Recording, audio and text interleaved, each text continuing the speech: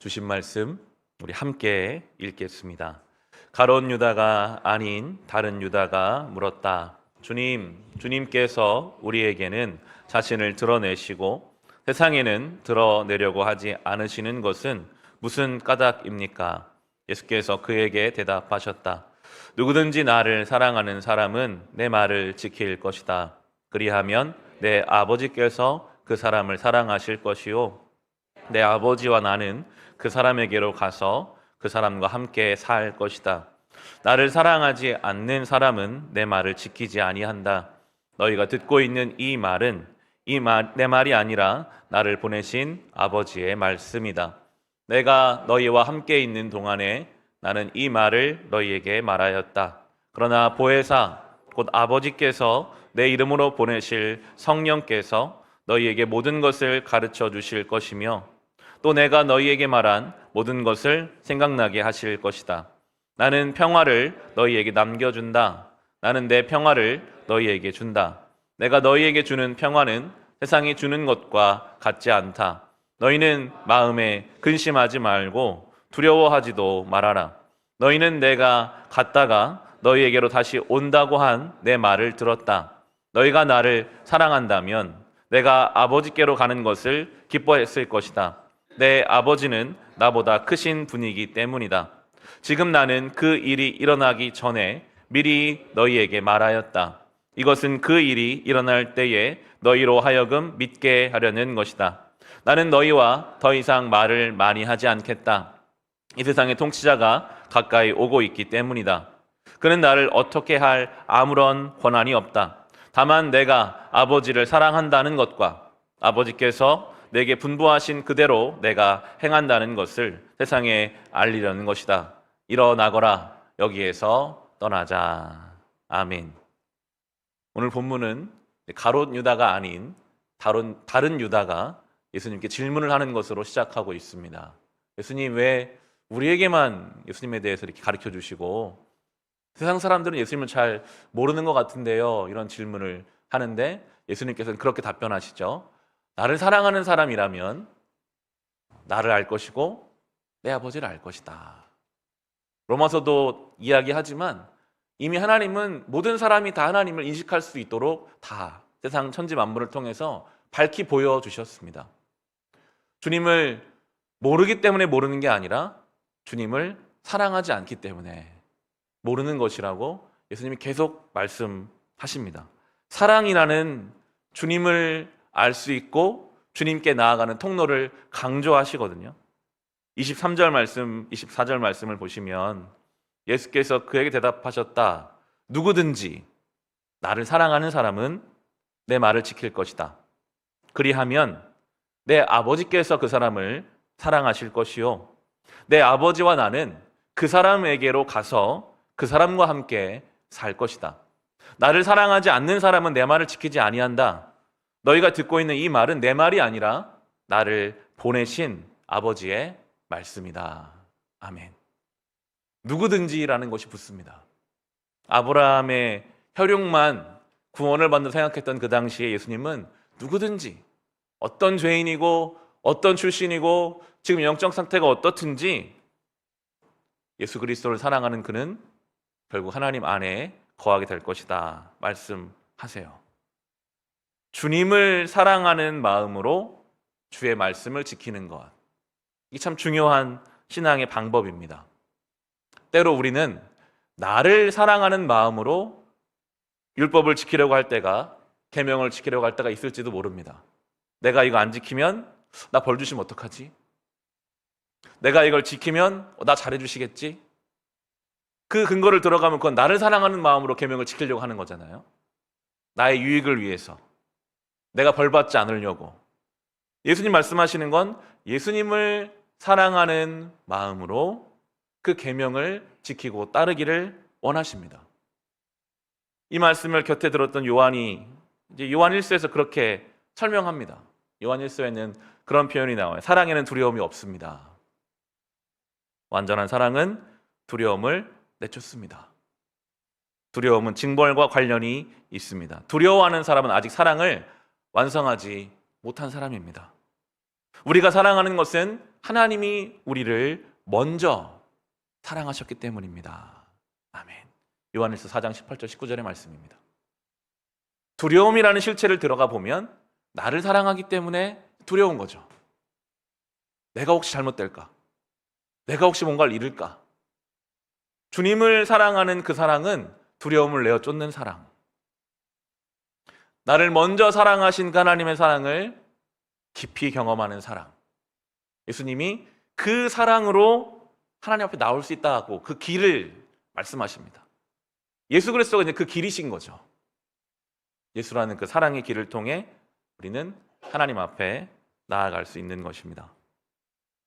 그리고 오늘 본문 25절 26절에 성령님에 관해 또 설명을 해주십니다. 내가 너희와 함께 있는 동안에 나는 이 말을 너희에게 말하였다. 그러나 보혜사 곧 아버지께서 내 이름으로 보내실 성령께서 너희에게 모든 것을 가르쳐 주실 것이며 또 내가 너희에게 말한 모든 것 생각나게 하실 것이다. 아멘. 공생애 동안 예수님은 설교 말씀을 통해서도 기적을 통해서도 그분의 순간순간의 태도와 결정과 그분의 얼굴빛을 통해서도 계속 말씀을 해주셨어요. 하나님의 아들이시고 구원자시고 진리라는 것을 말씀하시고 나서 이제 예수님은 부활 승천하시죠. 그리고는 성령께서 오셔서 모든 것을 가르쳐 주실 것이다. 생각나게 하실 것이다. 약속을 해주십니다. 우리는 성령님의 시대를 살아가고 있어서 이 말씀 붙들고 의지해야 합니다. 하나님 오늘도 나에게 가르쳐 주십시오. 생각나게 해 주십시오. 예수님 분명히 약속하셨거든요. 26절에 나오는 것처럼 내 아버지께서 내 이름으로 보내실 성령께서 너에게 모든 것을 가르쳐 주실 것이며 모든 것 생각나게 하실 것이다 하셨어요. 그래서 우리는 성령님을 의지해야 합니다. 우리 인생의 분주함이나 여러 가지 속에서 성령의 인도하심을 놓치고 살아갈 때가 있을지도 모릅니다. 그때 멈춰서서 구해야 되겠죠. 성령님, 나를 가르쳐 주십시오. 성령님, 생각나게 해 주십시오. 예수님 말씀 붙들고 기도하는 그 기도에는 힘이 있거든요. 우리 안에서 말씀하시는, 그렇게 기도했지만 세상에 소요가 너무 크니까요. 지속적으로 말씀하시는 그 성령의 음성이 안 들려요, 잘. 계속 말씀하고 계시는데 다른 소리가 크고 우리의 주의가 다른 곳에 가 있으니까요. 멈추어 서서 잠잠히 성령님의 도우심을 우리는 구해야 할 것입니다. 주님을 사랑하는 그 길로 성령의 도우심과 성령의 인도하심을 경험하는 신앙의 이 길을 예수님께서 우리에게 설명해 주시는데 그걸 통해서 우리가 누릴 수 있는 것 중에 하나는 바로 평화입니다. 27절에 예수님 이렇게 말씀하세요. 나는 평화를 너희에게 남겨준다. 나는 내 평화를 너희에게 준다. 내가 너희에게 주는 평화는 세상이 주는 것과 같지 않다. 너희는 마음에 근심하지 말고 두려워하지도 말아라. 아멘. 예수님 구분하세요. 예수님이 주시는 평화가 있고 세상이 주는 평화가 있대요. 세상이 주는 평화는 보통 힘을 가지고 있을 때, 어떤 조건이나 상황이 이루어졌을 때 평화가 잠시 유지되는 것만 같습니다. 이 당시가 팍스 로마니아 시대였죠. 로마가 강력한 힘이 있어서 세계 평화가 이루어지는 것 같은 시대였습니다. 그러나 그런 세상이 주는 평화는 더 큰 힘이 오면 깨집니다. 상황과 조건이 달라지면 변동되는 평화죠. 그런데 예수님이 주시는 평화는 그렇지 않다 말씀하세요. 내가 주는 평화는 그렇지 않다. 너희는 마음에 근심하지도 말고 두려워하지도 말아라. 이 말씀을 며칠 전에 나눴지만 우리가 완전히 근심하지도 완전히 두려워하지도 않고 살 수는 없겠죠.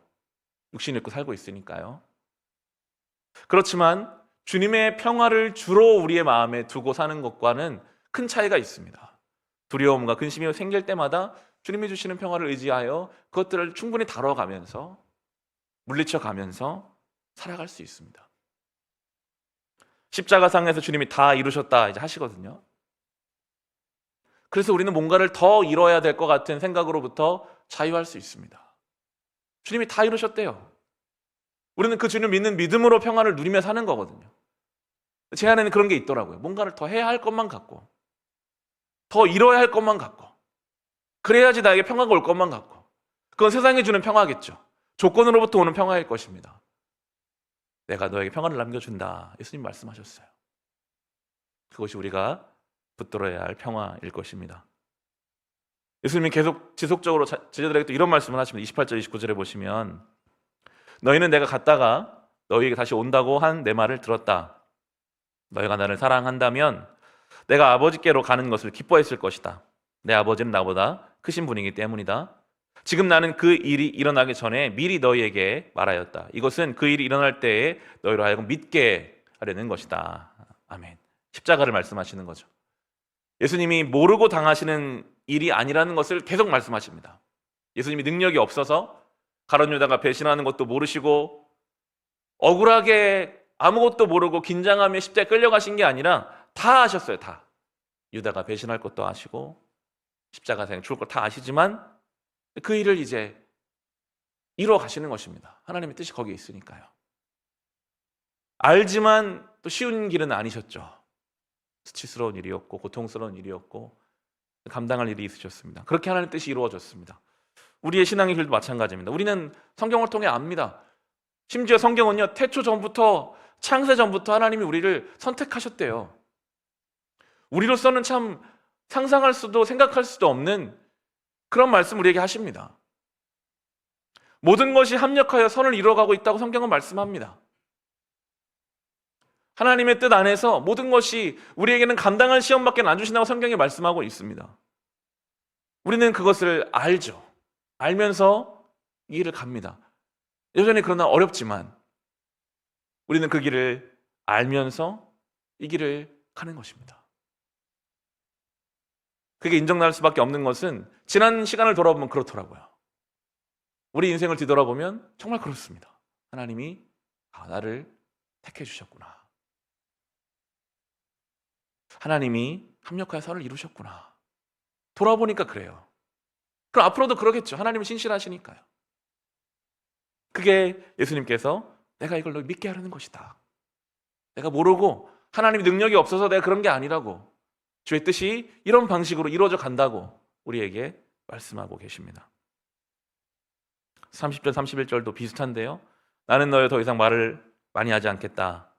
이 세상 통치자가 가까이 오고 있기 때문이다. 그는 나를 어떻게 할 아무런 권한이 없다. 다만 내가 아버지를 사랑한다는 것과 아버지께서 내게 분부하신 그대로 내가 행한다는 것을 세상에 알리려는 것이다. 일어나거라. 여기에서 떠나자. 아멘. 군인들이 오고 있습니다. 세상 통치자가 예수님 잡으러 오고 있습니다. 예수님 그렇게 말씀하세요. 하지만 그에게는 실은 권한이 없다. 내가 끌려가는 것 같지만 그런 게 아니다. 그는 나를 어떻게 할 아무런 권한이 없다. 말씀하십니다. 세상에는 전쟁, 사건과 사고들이 일어납니다. 세상 통치자가, 세상의 힘이 우리에게 막 다가옵니다.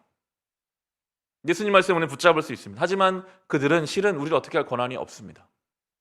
하나님이 허락하지 아니하시면 참새 한 마리도 땅에 떨어지지 않을 것이니까요.